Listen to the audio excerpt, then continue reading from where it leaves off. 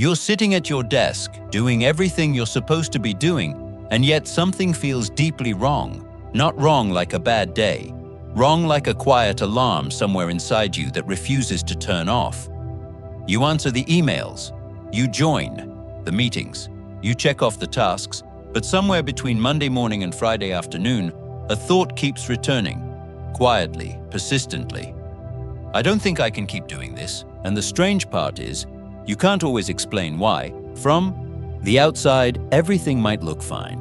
Your job might even be considered good, stable income, respectable title, predictable routine. So why does a part of you still feel like something important is missing? Psychology actually has a name for this experience. Researchers sometimes call it identity work conflict, the gap between who you are as a person and what your daily life requires you to become. Most people assume the urge to quit comes from obvious problems, a difficult boss, long hours, low pay. And sometimes that's true. But for millions of people, the real reason runs much deeper than that. When you spend 40 or more hours each week doing something that doesn't reflect your values, your brain begins to register a subtle form of stress.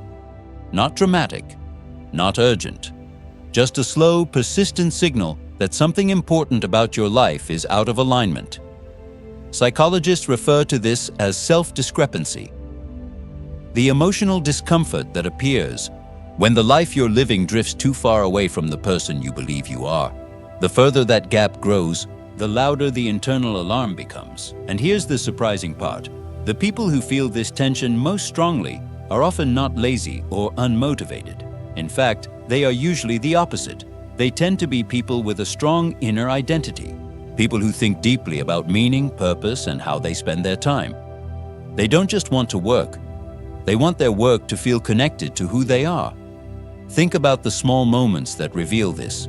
You scroll past someone talking about a project they love, working late into the night because they can't stop thinking about it. And instead of simply admiring it, you feel something more complicated, part inspiration, part curiosity, and part grief. Because somewhere inside you, a quiet question appears. What would it feel like to care about my work that much? You may have experienced glimpses of that feeling before. Maybe it happens when you're building something on the weekend, writing, designing, teaching, creating. Suddenly, hours disappear without you noticing. You lose track of time completely. Psychologist Mihaly Csikszentmihalyi called this state flow, a deep psychological immersion where your skills and your interests align perfectly. And research consistently shows something fascinating. People who rarely experience flow in their work are far more likely to feel emotionally drained by it, even if the job itself isn't particularly difficult. Because humans don't just need productivity, we need meaning, and when meaning disappears, motivation slowly fades with it. So the urge to quit your job isn't always about escaping responsibility. Sometimes it's about something much more fundamental. It's about wanting your time, the most limited resource in your life, to feel connected to something real, something that feels like you. Your restlessness isn't a weakness. It's a signal. It's your mind's way of telling you that the life you're living might not fully reflect the person you're becoming. And most people try to silence that signal. They tell themselves to be grateful, to stop complaining, to be realistic. Because stability matters. Bills are real. Fear is powerful. But ignoring that signal doesn't make it disappear. It just makes it quieter. For a while. Then one day it returns, louder than before. So instead of asking, why do I want to quit? A better question might be this: what part of me feels missing in the life I'm currently living? You don't need to quit tomorrow. You don't need to burn everything down. But you do need to get curious about that quiet alarm inside you. Because the people who eventually find work that feels meaningful didn't start with a perfect plan. They started by listening to that feeling instead of ignoring it. Your desire for something more isn't selfish. It isn't unrealistic.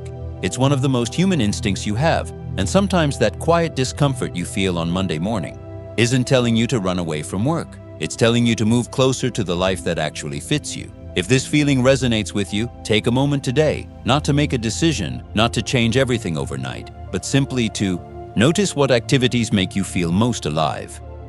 Because awareness is where every meaningful change begins.